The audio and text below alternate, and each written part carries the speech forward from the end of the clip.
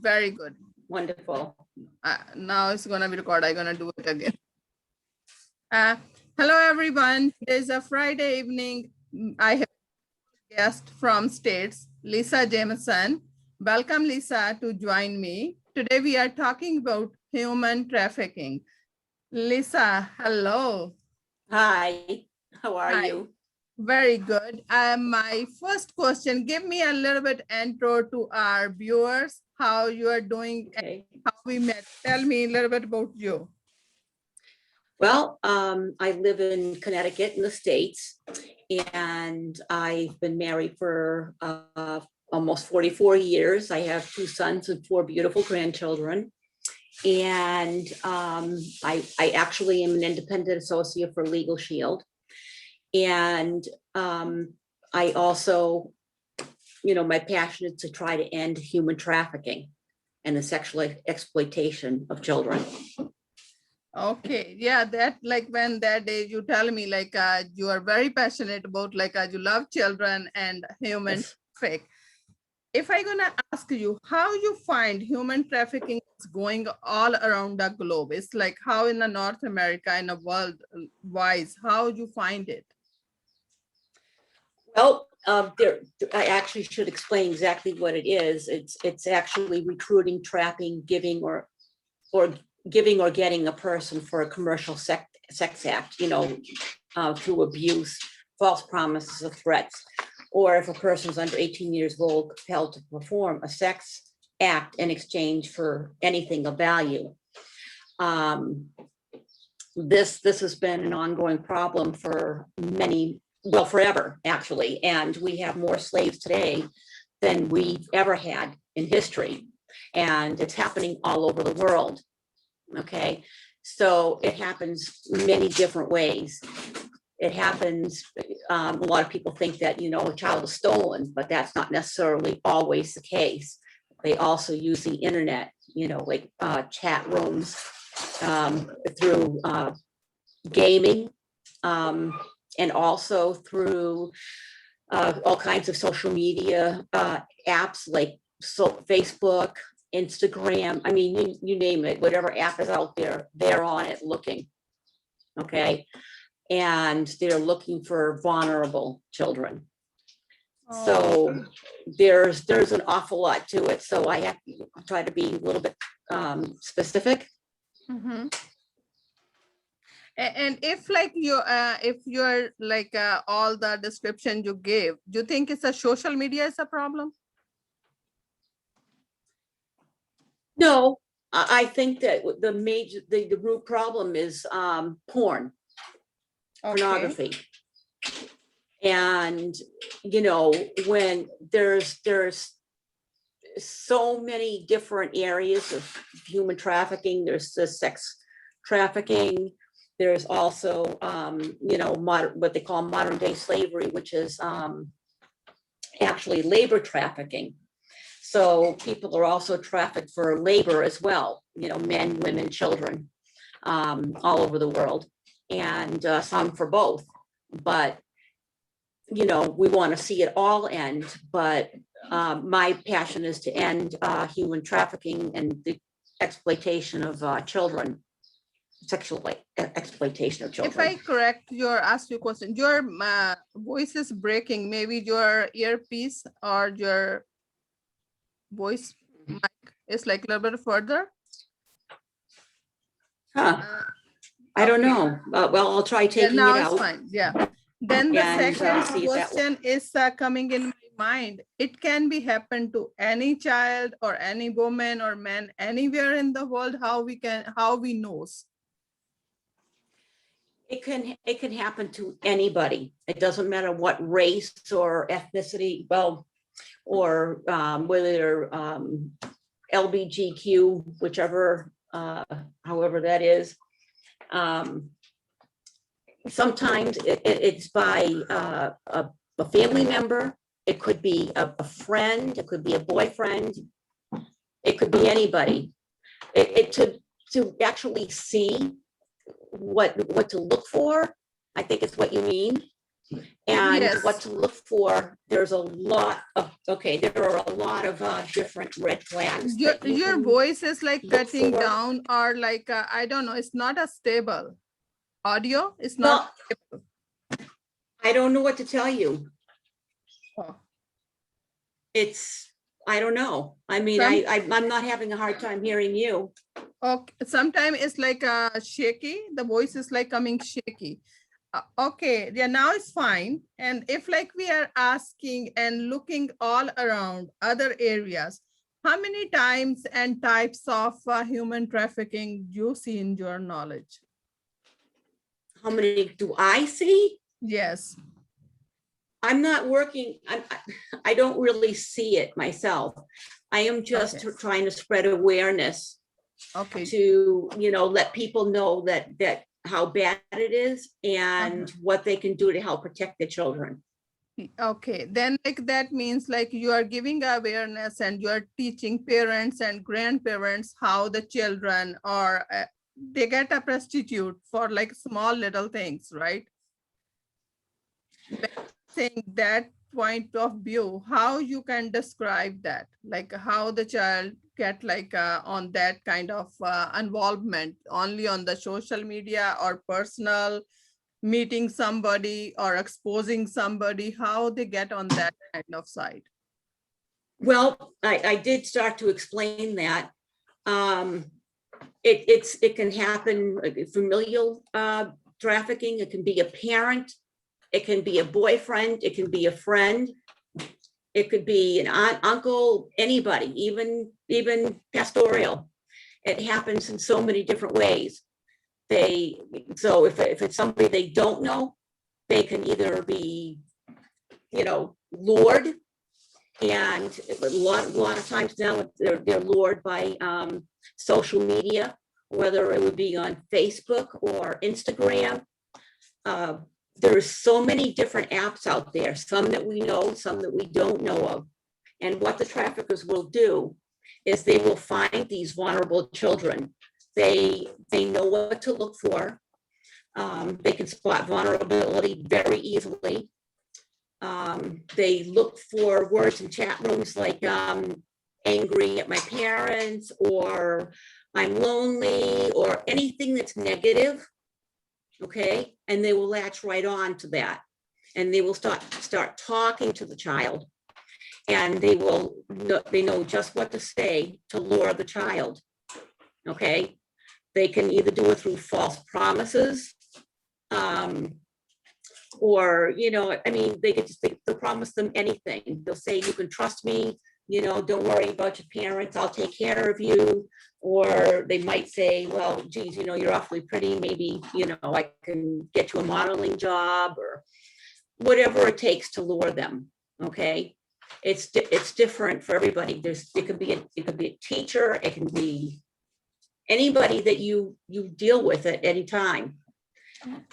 So it's so hard because you asked me such a broad question. Yeah, that is like it's a hard topic. Vulnerability.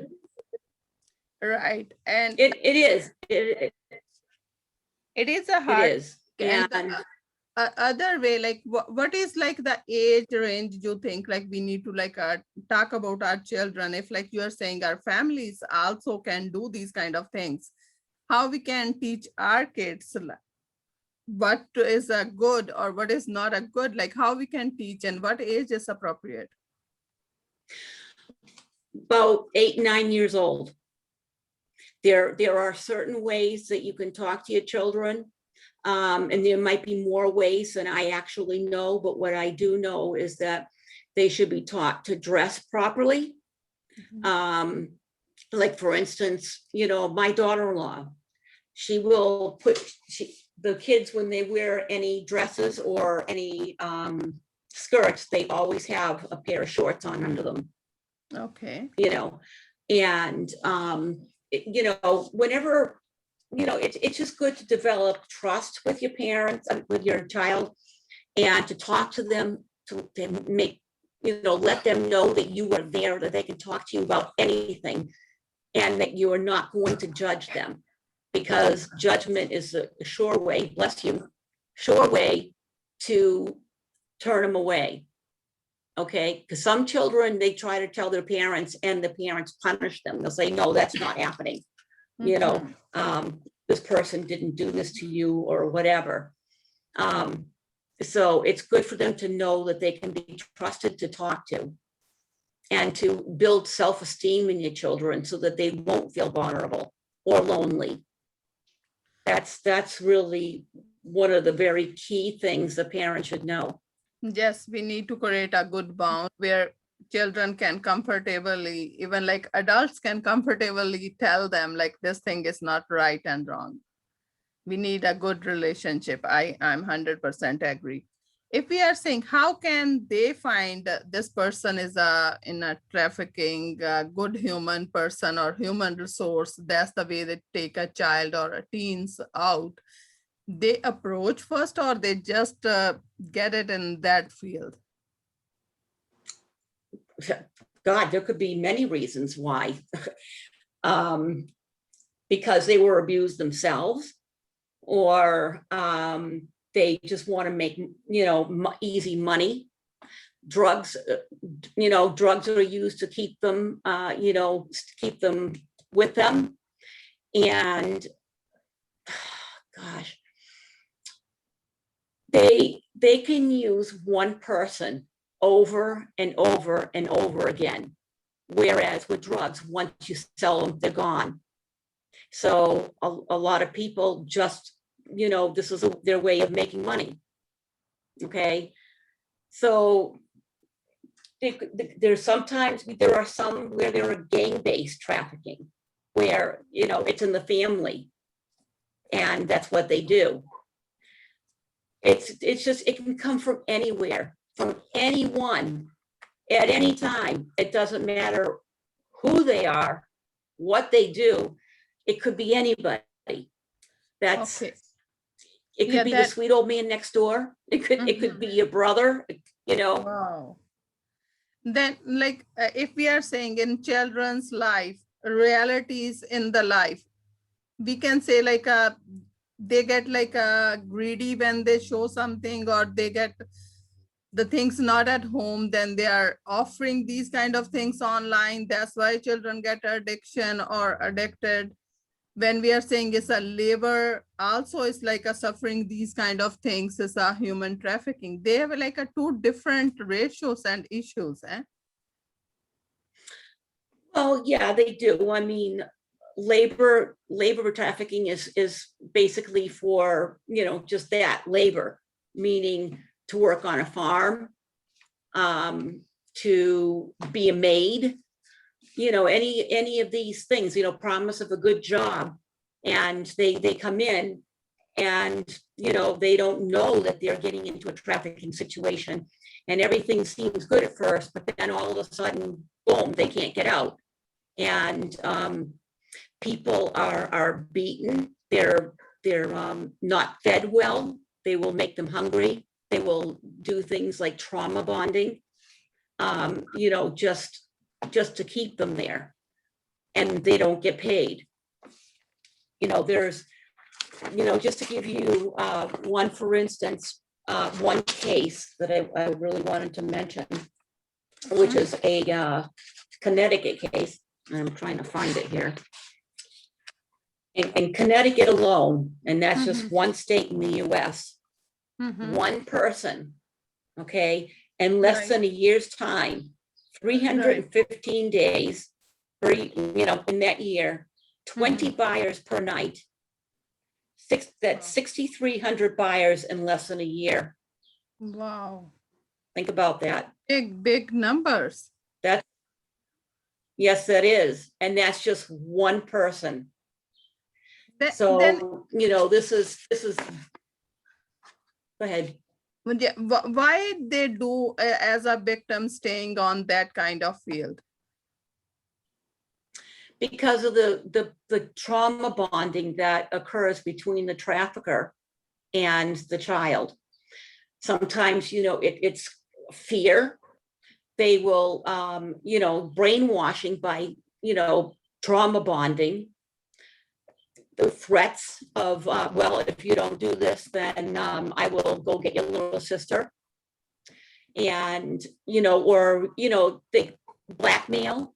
I mean, they can get pictures of you. Like I had mentioned to you that there's such thing as a sex rotation, where, a person can pretend to be somebody else online. It could be anybody.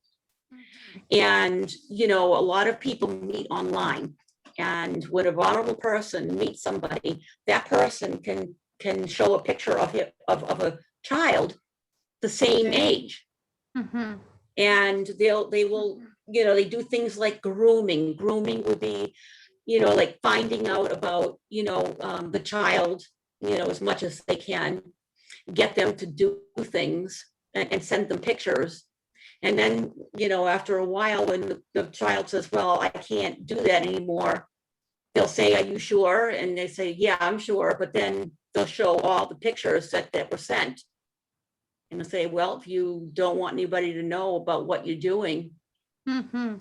then, everybody will see these pictures.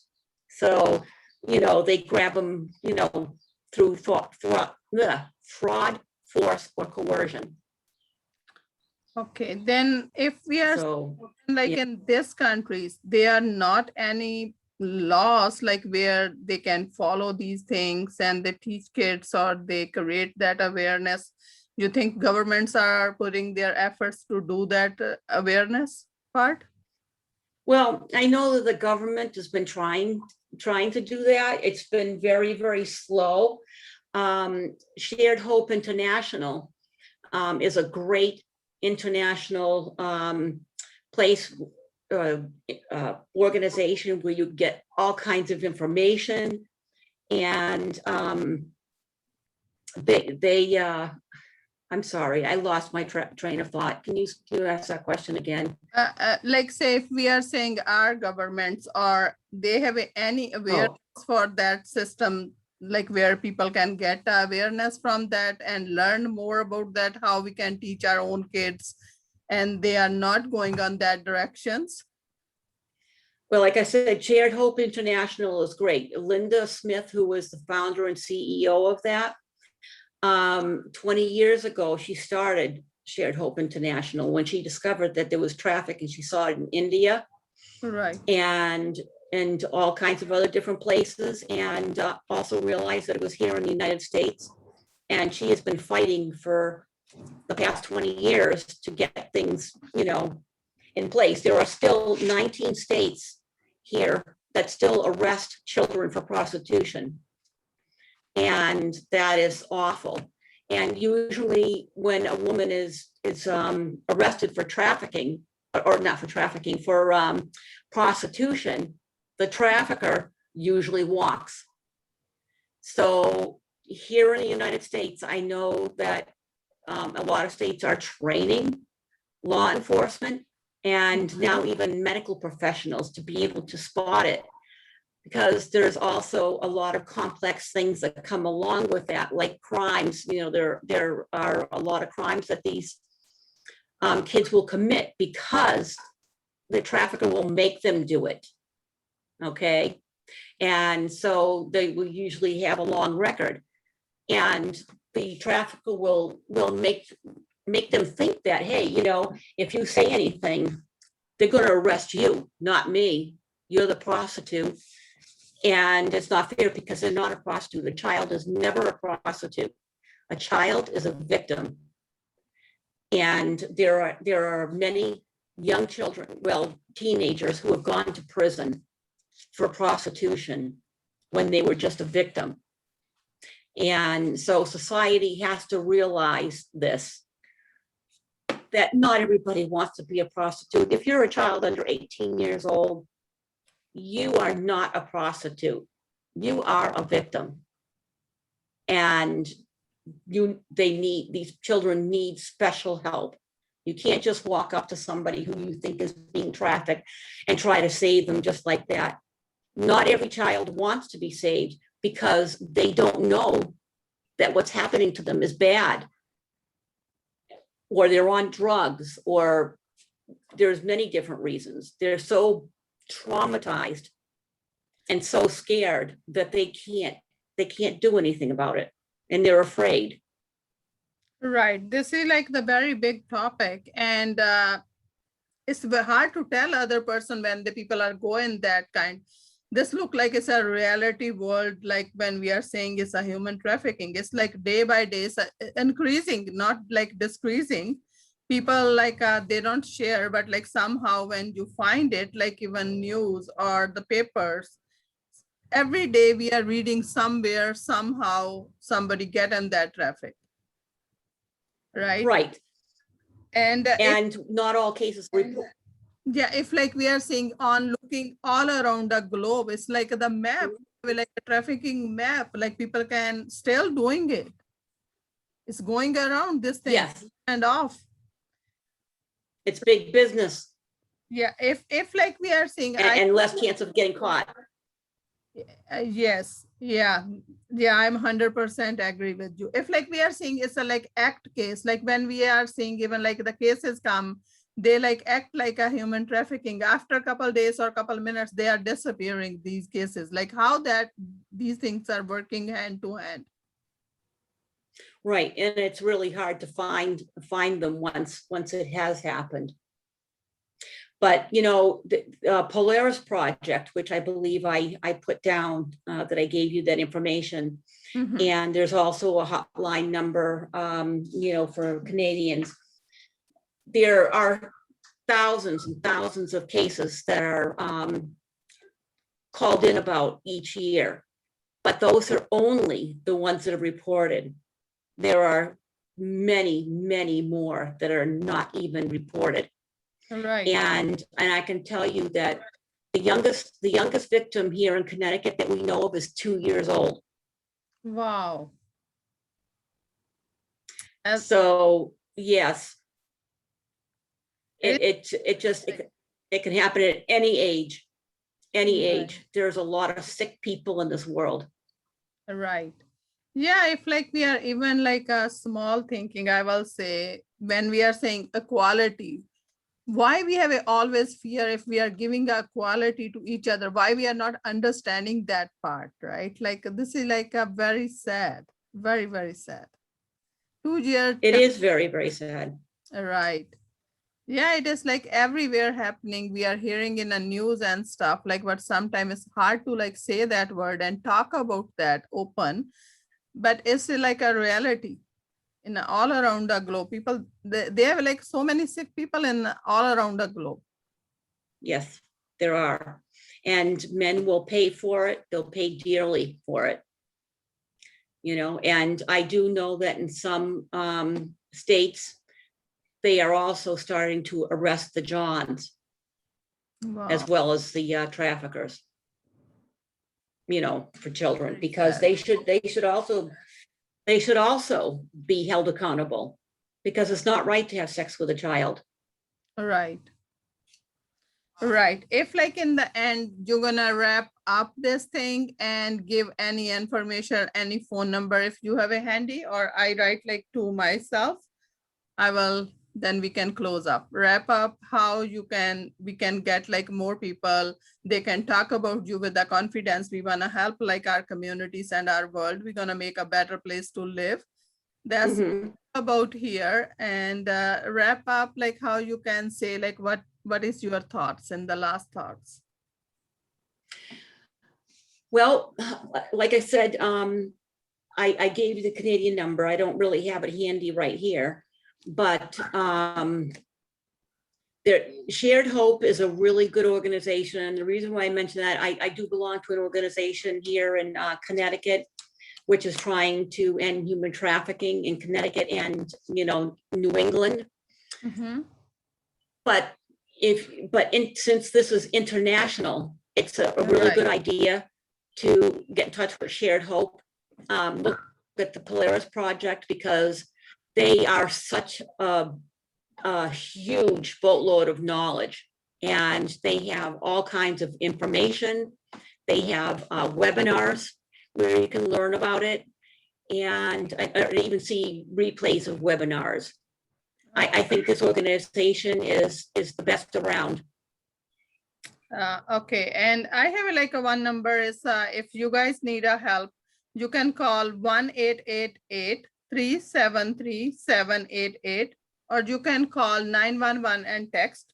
And this text number is one other number have a like 273-733. We need to create a awareness and we need to talk open for everything, like where we can create a confidence with ourselves and our children. And this is a very sad story. This human trafficking is growing day by day more than before. And thank you, Lisa, for joining me. And I will My really pleasure. appreciate. Thank you. Thank you for having me on. No problem. Anytime. Thank you. Thank you.